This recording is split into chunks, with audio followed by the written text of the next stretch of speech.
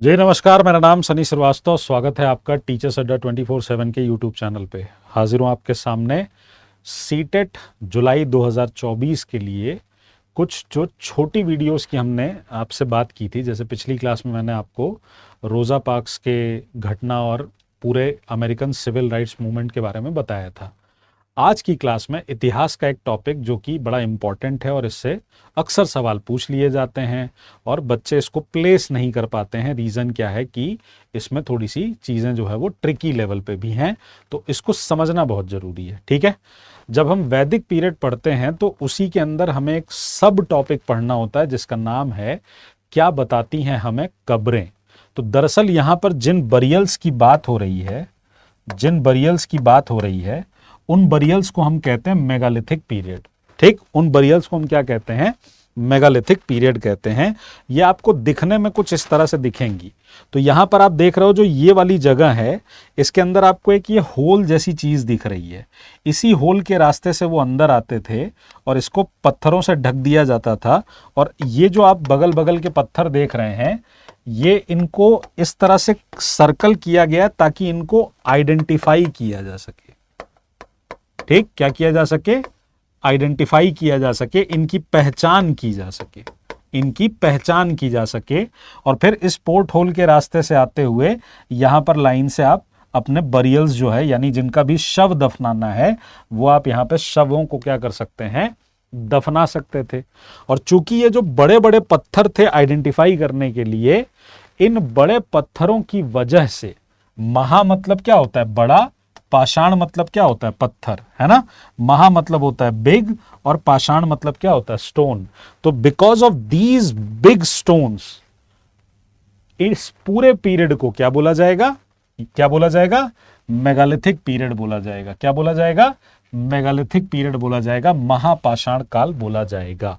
ठीक, ये जो प्रथा है ये लगभग 3000 साल पहले आज से शुरू हुई। तो जिसका मतलब है अगर हम इसे ईसा पूर्व में बोलेंगे तो अराउंड 1000 BC में क्या हुआ? ये जो प्रथा है ये शुरू होगी। किन किन हिस्सों में भारत के पाए गए? तो आपने मैप देखा होगा कि मैप में आपको, एनसीईआरटी के मैप में आपको मिला होगा कि मेगालिथिक पीरियड में तो एक आपको जो हिस्सा मिलता है देखने को, वो ये वाला हिस्सा मिलता है ब्रह्मगिरी, और एक हिस्सा आपको आदि चंदलुर मिलता है जो कि बिल्कुल साउथ में है ना।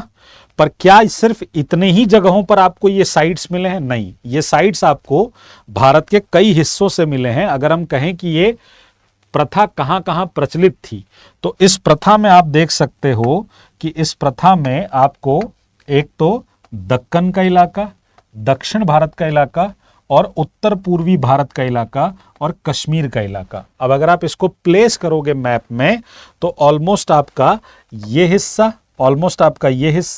ये पूरा हिस्सा, इधर का हिस्सा, इधर का हिस्सा, इन सब जगहों पर आपको ये बड़े पत्थर के जो पाषाण चिन्ह बनाए गए ये देखने को मिलते हैं। ठीक है, तो पहला सवाल आपसे पूछ दिया जाएगा कि इनका टाइम पीरियड क्या है। सवाल नंबर 1, क्या है time period? 1000 BC। Question number 2, किन किन इलाकों से मिले हैं? तो किन किन इलाकों से मिले हैं? ये हमें मिले हैं कहां से? ये हमें मिले हैं डेक्कन। ये हमें कहां से मिले हैं? डेक्कन से मिले हैं, साउथ इंडिया से मिले हैं, नॉर्थ ईस्ट इंडिया से और कश्मीर से मिले हैं। ठीक है, अब इन पूरे ये जो कब्र हमें मिले, इसमें से हमें कुछ तो दिखते हैं जमीन के ऊपर और कुछ हमें महापाषाण जो है वो जमीन के भीतर भी देखने को मिलते हैं। जमीन के भीतर मतलब जहां पर पोर्ट होल के थ्रू रास्ता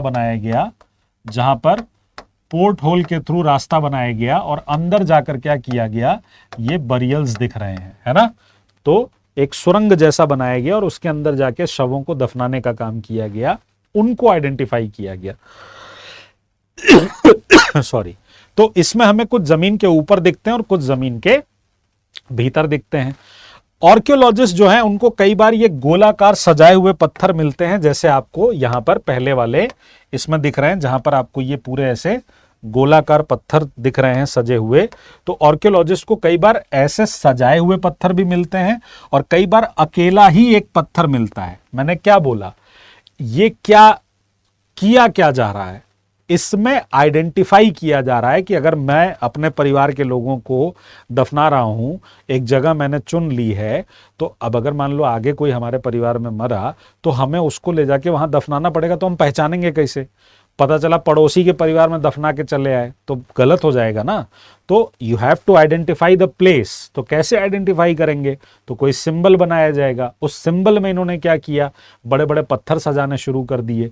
तो कई बार पत्थरों को गोलाकार तरीके से सजाते थे, सर्कल शेप में करते थे। कई बार एक सिंगल जो स्टोन होता था, मोनोलिथिक स्टोन होता था, वही खड़ा कर देते थे। तो सजाए हुए पत्थर भी मिले हैं और आपको अकेले खड़े हुए पत्थर भी मिले हैं। यही एकमात्र प्रमाण है।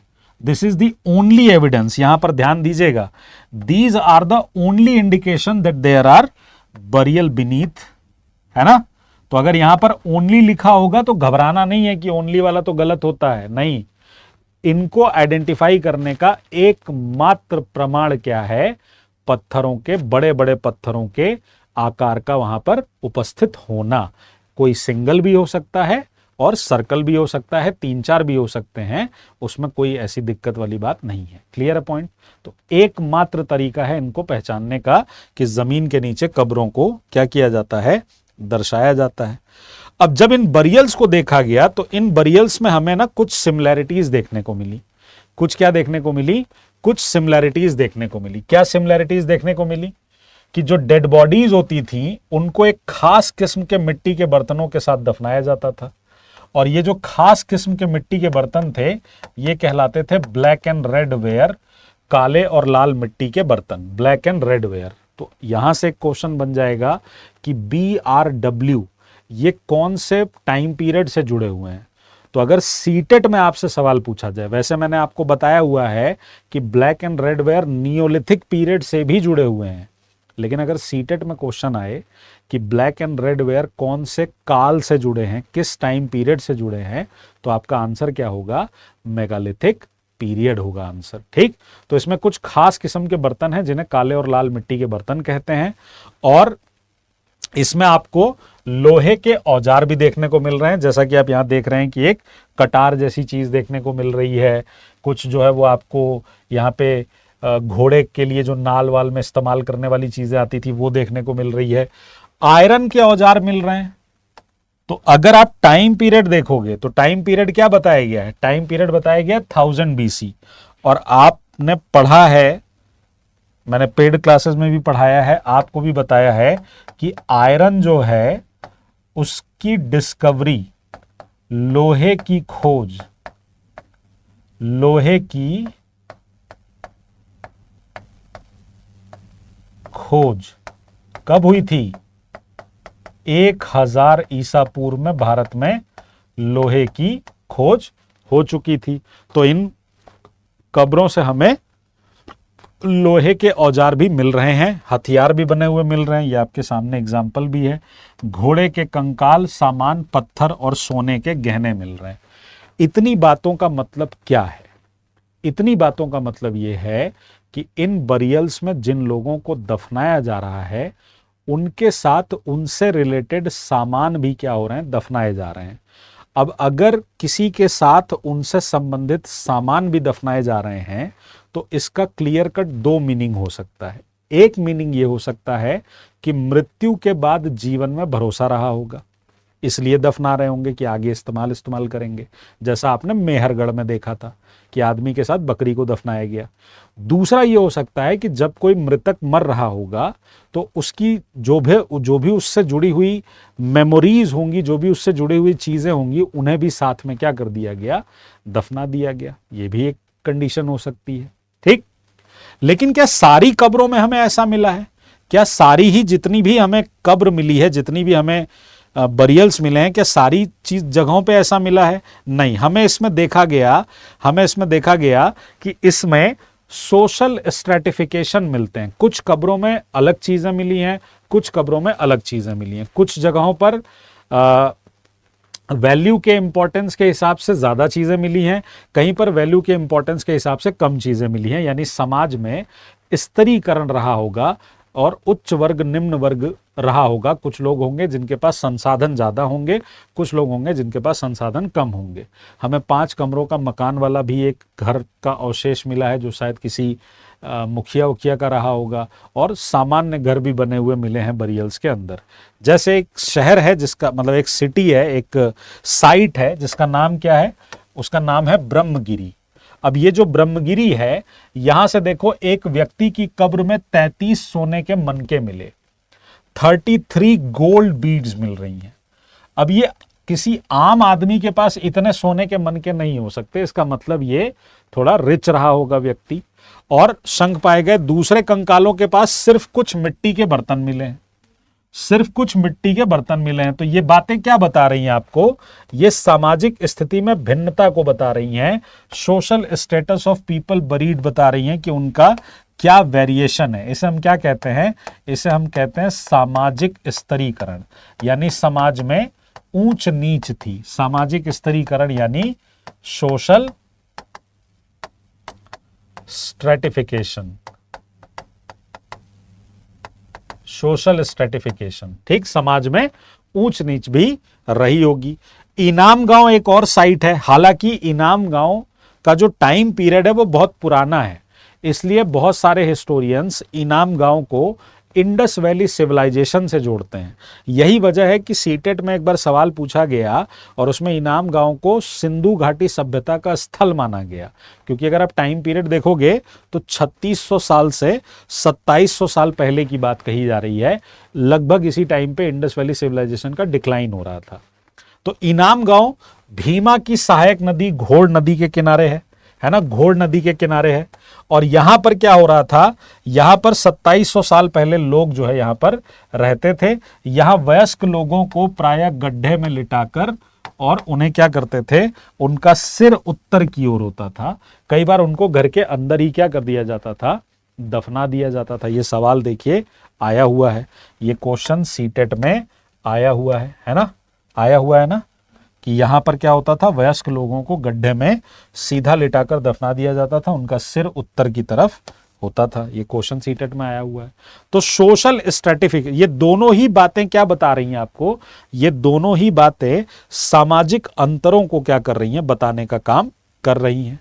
एक आदमी है जिसका 5 कमरों का मकान मिला है ना, 5 कमरों का मकान मिला है, उसके एक बड़ा से संदूक में दफनाया गया। उसके बरियल का तरीका थोड़ा और अलग था, बाकी लोगों जैसा नहीं था। तो हिस्टोरियंस का मानना है कि ये कोई इंपॉर्टेंट आदमी रहा होगा, कोई सरदार वरदार रहा होगा, है ना, कोई सरदार रहा होगा। कह रहा है इस घर में एक अनाज का गोदाम भी था, शव के पैर मुड़े हुए थे। अब देखिए, शव के पैर मुड़े होने के तो बहुत सारे मतलब हो सकते हैं, है ना, तो उस पर डिटेल में नहीं जाते हैं। हो सकता है जगह कम पड़ गई हो तो मोड़ दिए हो सकता है कि शव के पैर मोड़ने की कोई प्रथा रही हो, ठीक, तो कुछ भी हो सकता है। दिक्कत क्या है, आर्कियोलॉजिकल एविडेंसेस के बेसिस पर हम सिर्फ एक्सपेकुलेशंस लगा सकते हैं, हम संभावनाएं प्रकट कर सकते हैं, ठीक है। तो इस वजह से कई बार इस तरह की चीजों में एग्जैक्टली क्या हुआ था ये कहने में क्या होगी, प्रॉब्लम हमेशा आएगी। लेकिन ये बातें ये जरूर चीख चीख कर बता रही हैं कि समाज में सबकी स्थिति एक जैसी नहीं थी, सामाजिक भिन्नता थी। और ऐसा भी हो सकता है कि कुछ लोग वहां पर राजाओं की तरह या मुखिया की तरह, सरदारों की तरह क्या कर रहे होंगे, बिहेव कर रहे होंगे, जैसा कि आपको इस जगह से जानने को मिलता है, ठीक।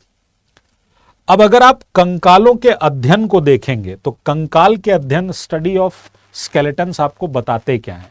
सबसे पहली बात, जब हम कंकालों को स्टडी कर रहे होते हैं तो ये कैसे पता चलेगा कि कौन सा कंकाल मेल है और कौन सा स्केलेटन फीमेल है। तो नर और मादा कंकाल में डिफरेंशिएशन कैसे आएगा, तो उसके लिए क्या करना होता है, उसके लिए क्या करना होता है, तो जो लोग इसकी स्टडी करते हैं, जो लोग इसकी स्टडी करते हैं वो कहते हैं कि कंकाल का लिंग पहचानने का बेहतर तरीका, कंकाल का लिंग पहचानने का बेहतर तरीका उसकी जो हड्डियां होती हैं उसकी जांच करते हैं, खासकर जो उसका पेल्विक एरिया होता है, यानी जो कमर और कूल्हे के पास का एरिया होता है। क्यों? क्योंकि महिलाओं का यह हिस्सा पुरुषों की अपेक्षा स्केलेटन में ज्यादा चौड़ा होता है, क्योंकि उनको गर्भ धारण करना होता है और बैलेंसिंग के लिए उनकी जो ये हड्डी का जो ये हिस्सा होता है, जो पेल्विक बोन्स होती हैं, वो मर्दों की अपेक्षा ज्यादा होती हैं ना। तो इससे हम क्या करते हैं, उसको पहचान पाते हैं। क्योंकि पुराने समय में हमें ऐसे एविडेंस मिले हैं कि हम ज्वेलरी के थ्रू नहीं पहचान सकते, हम जो है उसके साज सज्जा के थ्रू नहीं पहचान सकते, है ना, साज सज्जा के थ्रू नहीं पहचान सकते। वहां पे हम प्रेजुडिस हो सकते हैं, वहां पे हम प्रेजुडिस हो सकते हैं। इसलिए कैसे पहचाना जाता है, तो ये पहचाना जाता है कि अगर a better way of figuring out a skeleton to look the bone structure, the hip or the pelvic area of women is generally larger, enable child bearing, है ना। ठीक है, तो पुराने समय में ऐसा नहीं है कि लोग जो है वो स्टडी नहीं करते थे। पुराने समय में भी हमारा शरीर कैसे बना है, शरीर की रचना कैसे हुई है, इसकी स्टडी होती थी। आज से लगभग 2000 साल पहले चरक नाम के एक विद्वान हुए थे, चरक नाम के एक विद्वान हुए थे, कनिष्क के दरबारी कवि थे ये, कनिष्क के दरबार में थे ये।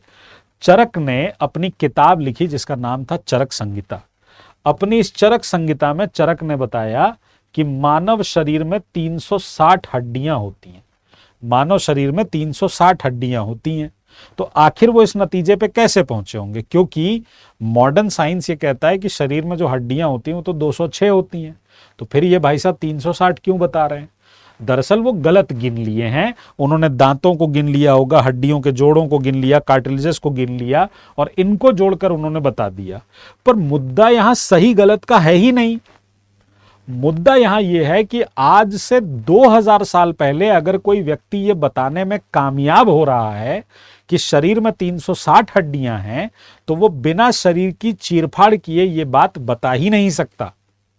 और अगर वो बिना शरीर की चीरफाड़ किए नहीं बता सकता, तो इसका मतलब आज से 2000 साल पहले भी भारत के लोगों को शरीर रचना का ज्ञान रहा होगा, ह्यूमन एनाटॉमी के बारे में पता रहा होगा।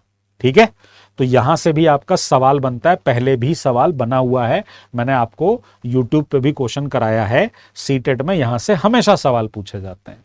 ठीक है, तो इसको दिमाग में रखे रहिएगा, ये टॉपिक बहुत इंपॉर्टेंट है। दोबारा एक बार रिवाइज कर लीजिएगा, जो बातें बताई हैं उसको दोबारा समझ लीजिएगा। ये टॉपिक आपके एग्जाम के पॉइंट ऑफ व्यू से बहुत इंपॉर्टेंट है। मिलेंगे अगली किसी क्लास में इसी तरह के एक छोटे टॉपिक के साथ, जिनके आने की संभावना बहुत अधिक है, जो मेरी नज़र में बहुत इंपॉर्टेंट हैं। और रेगुलर क्लासेस आपको पता है कितने बजे चलती हैं, शाम को 6 बजे चलती हैं, मंडे टू सैटरडे। सीटेट जुलाई 2024 के लिए हम लोग टारगेट कर रहे हैं, तो आप मेरे साथ रेगुलर 6 बजे मंडे टू सैटरडे आप जुड़ सकते हैं और आपको एक बेहतर डिस्कशन जो है वो इसी तरह से हम लोग कराएंगे। ठीक है, तो बने रहिएगा हमारे चैनल के साथ। जय हिंद, जय भारत, नमस्कार।